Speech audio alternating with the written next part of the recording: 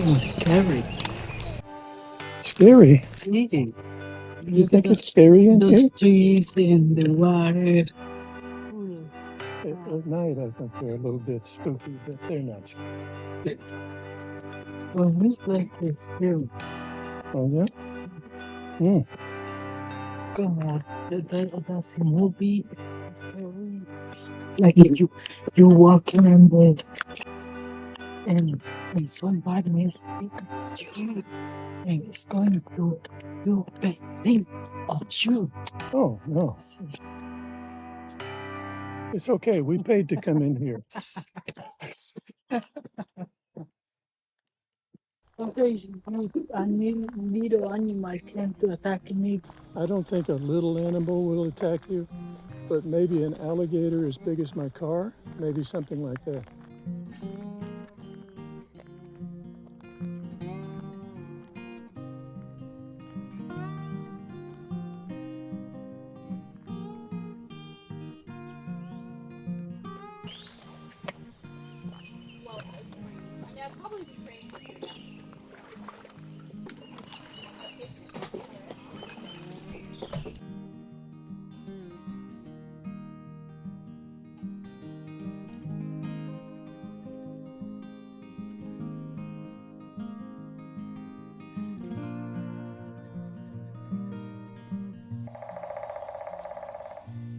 That sound is what? Animal? It's a bird. Oh. It's called a woodpecker. Oh. I think I see. Do you? Over there. Okay. Oh.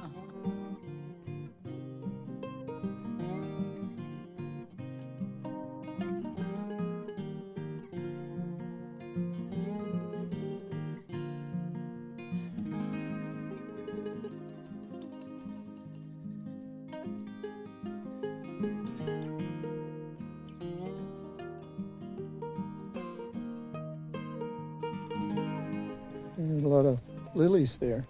See, nice one.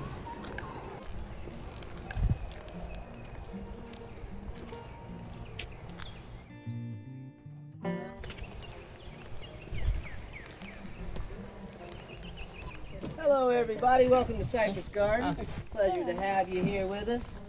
My name is Stephen, I'll be your guide. Stephen from St. Stephen, that's a rock star. Yeah, I am actually from the town of St. Stephen, so Stephen from St. Stephen, eventually you drop the from and it's Stephen St. Stephen, so it's easy to remember. Chewing gum, getting a hold of it. Now I'll let you know that on a scale of 4, I rate as a boatman as a 3, which means I am guaranteed to bring 80% of you back. Oh. The root.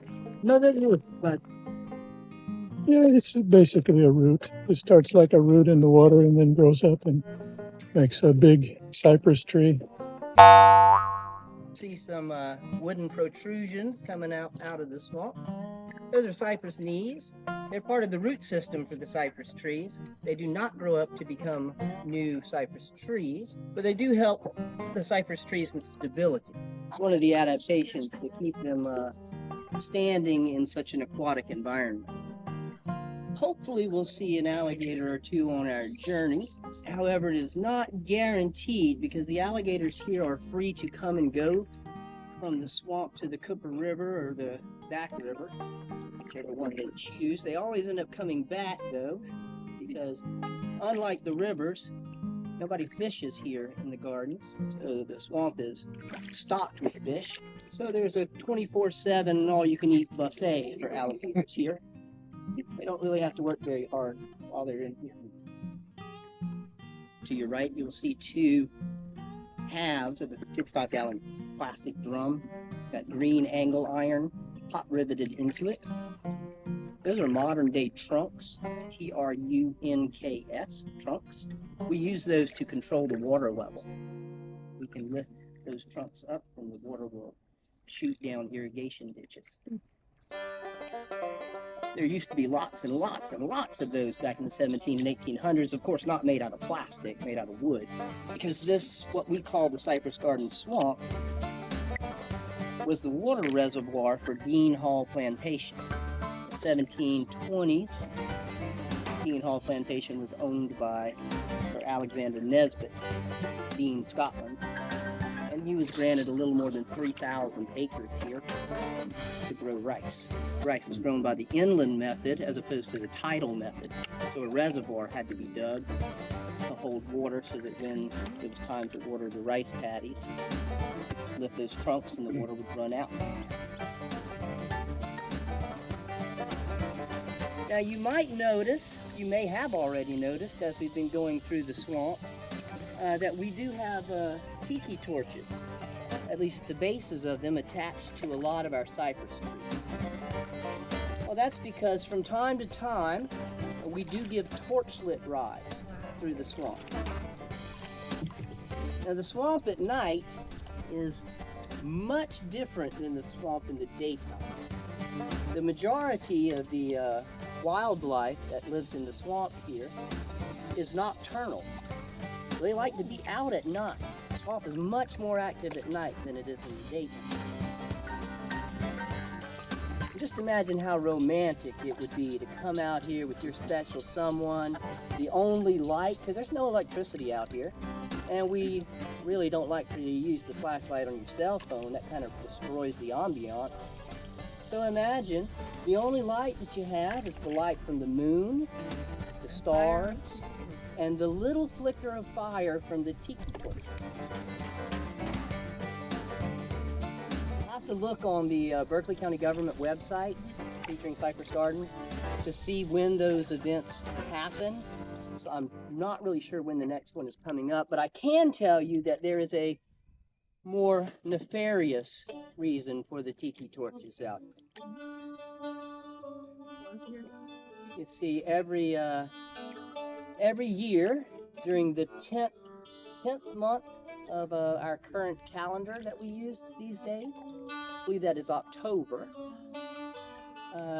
every Friday and Saturday night we give torchlit rides through the swamp that have a Halloween theme to them.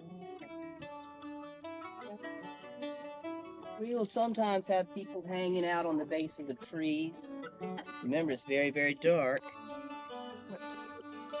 We will sometimes have floating docks that we will move to different locations in the swamp to keep the suspense real.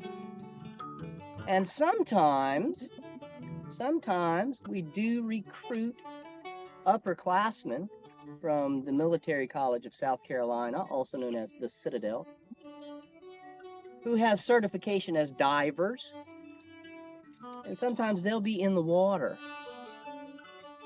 It's going to be very dark, so you won't know where they are. You will not see them in advance.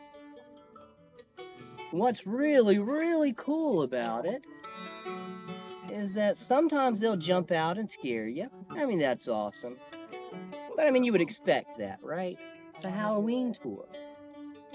But then sometimes, more often, they'll just be hanging out in a shallow part of the swamp where it's only about 4 feet deep, kind of hunkering down with just their eyes above the water, almost like an alligator would do. And then all of a sudden, they'll just slip one arm up out of the water, and then they'll grab you. Oh my gosh, that scared the life out of me. My favorite part of the tour. Make sure that you are up to date on all anxiety medications and Well, that's possibly horrible. blood pressure medications as well. Yeah. Now the plantation life here thrived for 4 generations under the Nesbitt family. That took us through the end of the Revolutionary War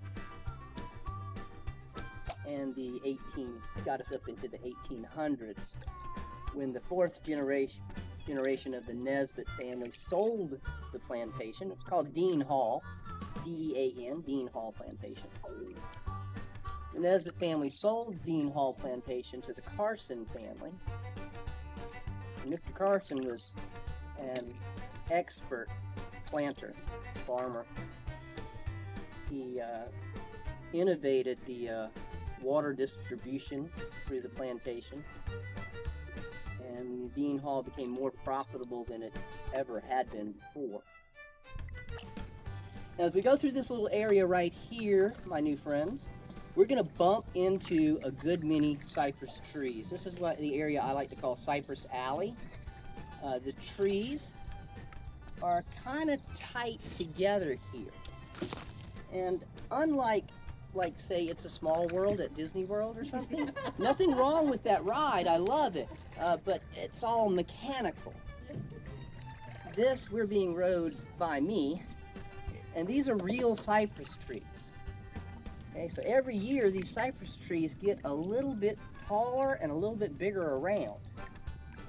We have not yet figured out a way, though we've been trying, to have our boats shrink in proportion to the trees growing.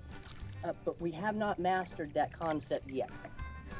So every year this trail gets a little tighter until eventually we have to create new trails.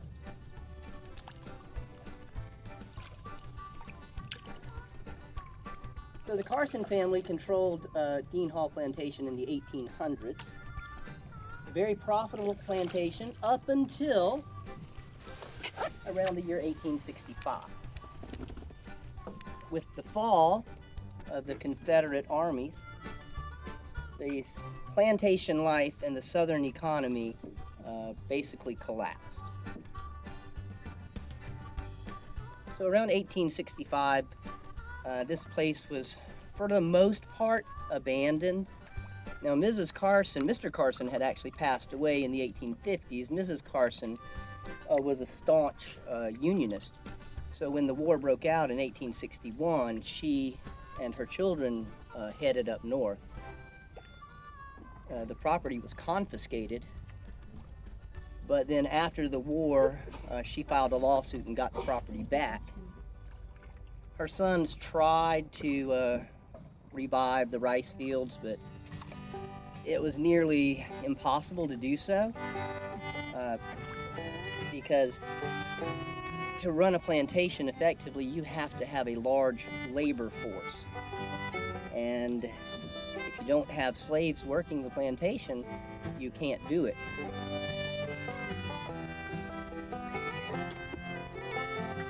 So the plantation lands were divided up into very small tracts of land compared to what they used to be.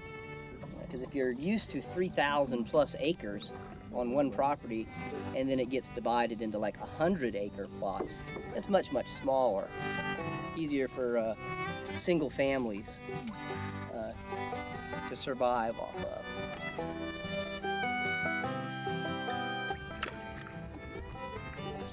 If you have any questions as we're going, please feel free to ask.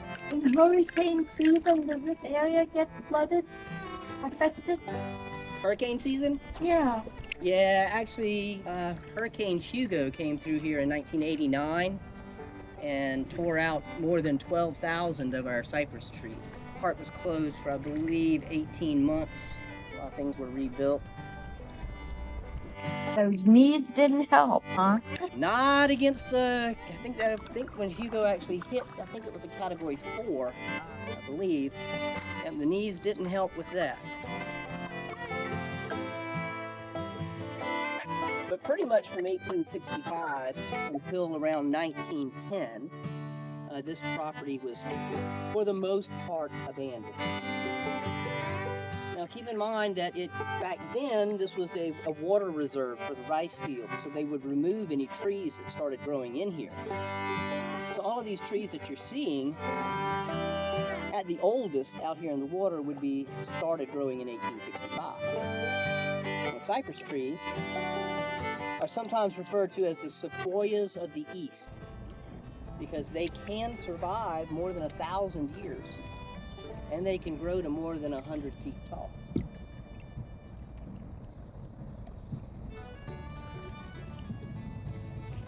Now eventually, around 1910 or 1912, a wealthy businessman named Benjamin Rufus Kittredge purchased this property. Actually purchased approximately 170 acres of land here. About 80 acres was swamp. His plan for having this property was to have a private duck hunting facility. And it seems like I was supposed to tell you guys something else that had to do with duck hunting while we were in this area. What was it I was supposed to tell y'all? I wonder if hopefully it'll come to me before too much longer. Something about duck hunting. Oh, I do remember, I recall now. Yes, this is called the duck bridge. We're gonna need to duck our heads as we go underneath this bridge, ladies and gentlemen. Oh my God. All right, everybody. If you take a look over to your left, you'll see a white floating dock. You'll notice that there's a V section cut out of the left side of it. And there happens to be a wooden part right there at the tip of the V. That's actually done by design. We call that our wedding dock. Just beyond that is the wedding garden and the wedding gazebo. We have a lot of couples that get married out here. Tie the knot, you might say. And if the bride and groom request it, instead of the bride walking down the trail to the wedding gazebo, or even being driven by golf cart, we'll put her in a boat just like this, a little smaller though. She'll be at the very front. And myself, Stephen, if I didn't tell you, or one of the other boatmen will be in the back of the boat. We'll row her out here. And the nose of the boat will be parked right there in that V, and her future husband will be standing right there on that dock, waiting to receive her beside the water. Very romantic. I do believe, I'm not sure if I'm allowed to say this due to copyrights, but I do believe the idea came from Shrek. Of course. Yeah, I think it came from Shrek, getting married in the swamp. Yes.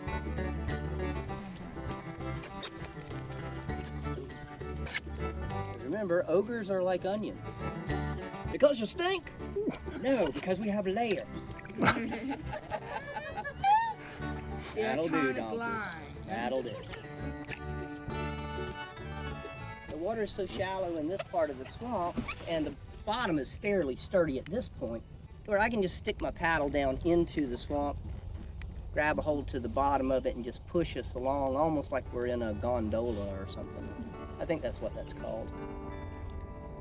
So if you look around the swamp here, you'll see all kinds of lily pads, and you will see the beautiful white flowers that are growing out here. Okay, those are very, very fragrant. They smell incredibly good. Those are called water lilies. They have a very extensive root system, just like the cypress trees, or similar to the cypress trees. It keeps them well rooted onto the bottom. Yesterday, on one of the tours that I was giving out here, we saw several, gonna miss him. We saw several different baby yellow-bellied slider turtles that were out here munching on the lily pads. All that green stuff, duckweed. Yes, that green, I'm so glad you asked that. Okay, so yes, the green specks that you see all over the top of the water, that is duckweed. If you look at it very, very closely, it kind of looks like the foot of a duck. Now, the swamp out here varies in depth from about 2 feet to up to around 8 or 9 feet, but the majority of it is about 4 feet. We do have a fairly young cypress tree that we're about to cross on your right-hand side.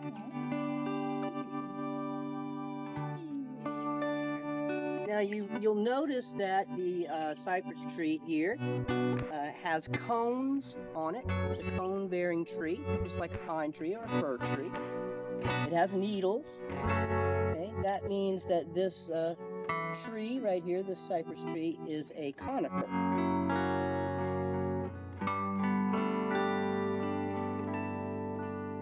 However, unlike most conifers, which are evergreens, the cypress tree is deciduous, meaning that every autumn, when the temperature changes, all these needles up here will turn a very, very dark brown into the swamp, and they'll fall off.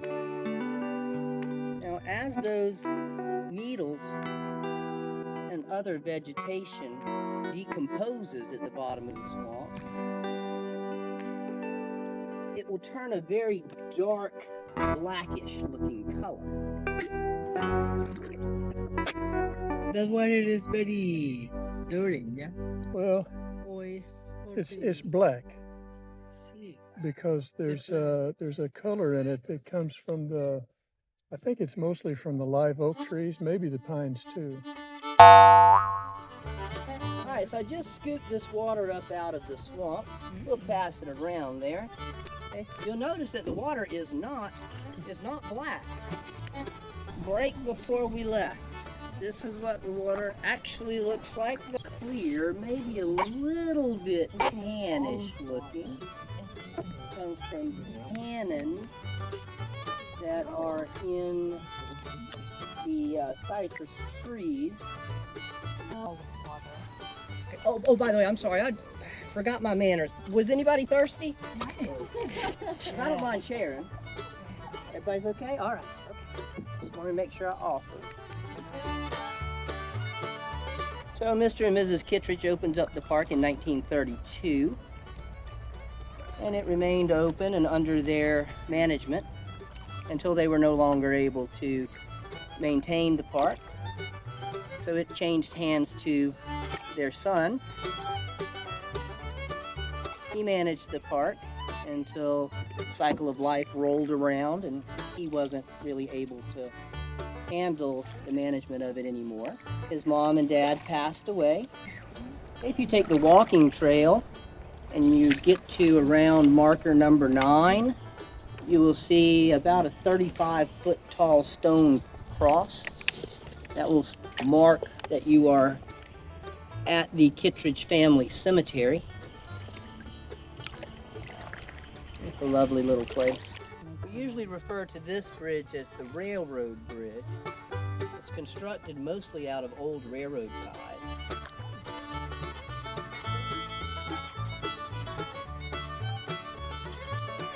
The foundation of this bridge is actually concrete. This was the bottom of this, at least, was the only bridge that survived the visitor that came to us in 1989. We had a visitor come out here to the swamp that was unwelcomed and unwanted. His name was Hugo. He was a Category 4 hurricane. And when he left, he had ripped out, we estimate, probably around 12,000 of our cypress. The park was closed for between 12 and 18 months. To your left, we call the, right here over to your left, your port side, is known as the lightning tree. There are currently on the planet 24 species of crocodilian that still exist. Of those 24, there are only 2 species of alligator.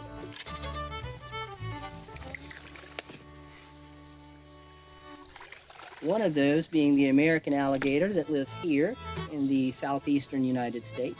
The only other alligator that still exists on the planet lives in China. Alligators are mostly aquatic, but they do spend some time on land. Alligators on land can move up to about 11 or 12 miles per hour. In comparison, the average human walks at about 3 to 4 miles per hour, so they can move rather quickly on the land. However, they cannot sustain that for very long. Now, temperature is very important for alligators. much more so than the other crocodilians. The other crocodilians and caiman could not survive in places where the alligator, where the American alligator or the Chinese alligator can survive. It just gets too cold around here for caiman and crocodile. The alligators have adapted to the point where if the temperature of the water gets below around 68 degrees Fahrenheit, they will stop feeding. This is because the alligators are poikilothermic animals, which is a very specialized version of cold-bloodedness. If the alligator were to eat when the temperatures are too low, that meal would stay in the alligator's stomach, rot, become putrid, and eventually, usually end up with a systemic infection that would kill the alligator. In the parts of the nest where the temperature is in the low 90 degrees Fahrenheit, all of those eggs will hatch out as being females. Now, so the temperature in the nest that's in the low 80s, all of those eggs will hatch out to be males. And in the in-between temperatures, you'll have a mixture.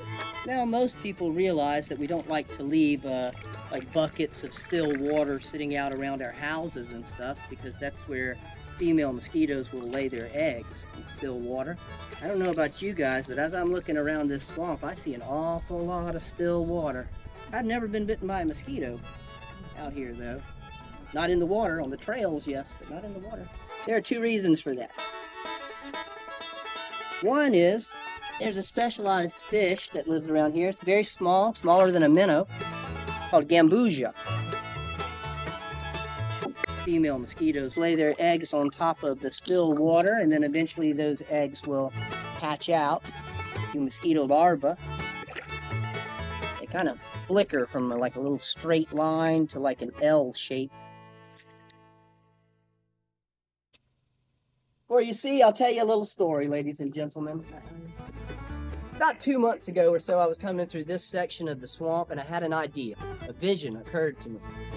And I was like, Steven, this would be a fantastic place to bring a young guy and a young girl and a white rowboat and, I don't know, 400 to 500 swans, geese, and white ducks. And we'll do a movie scene here and then build a movie around that scene.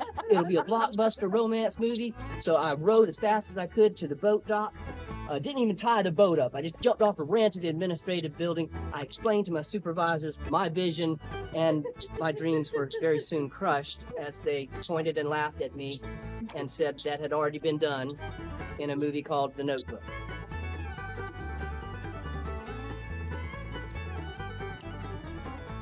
Now, what's very interesting about that particular scene in that particular movie, the scene opens at 1 hour and 17 minutes into the film. Not that I've ever seen it, okay?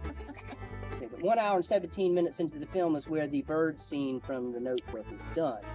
If you go home and you watch the movie again very, very carefully, you will notice, if you're paying real close attention, that Ryan Gosling, as he's talking while he's rowing, you can see his breath. Oh. It was February when that was filmed here.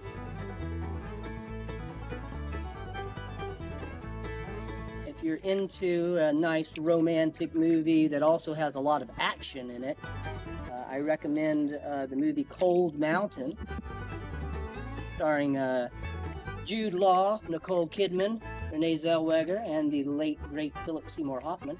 There was one scene that was filmed here. It starts 58 minutes and 58 seconds into the film. You will see Jude Law walking chest deep through the swamp. I know because I was here. The facilities where the filming is happening, because they don't want anybody to leak information before it goes out into theaters. That situation was a little different though, because it was either July or August, can't remember, but it was summertime when they were filming that scene. The alligators were out and they were active. The snakes were out and they were active. And, well, for the protection of the actor, who was waist almost chest deep in water, there had to be several boatmen out very, very close by, just in case something happened. So he was a very, very nice gentleman, very humble. The Spanish mission that was on your left here on Patriot Island was interesting because when you watch it in the movie, this little spit of land appears to be about 50 times larger than what it is. That's the magic of Hollywood. The Spanish mission that was there was neither Spanish nor was it a mission. Talk amongst yourselves.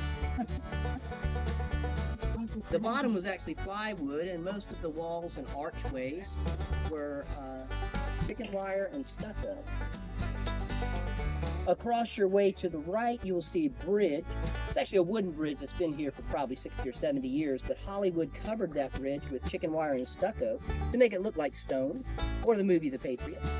And that trail beyond that bridge is where a lot of the action scenes for the movie The Patriot were filmed. A lot of the scenes where you see Mel Gibson throwing that Cherokee tomahawk happen on that trail.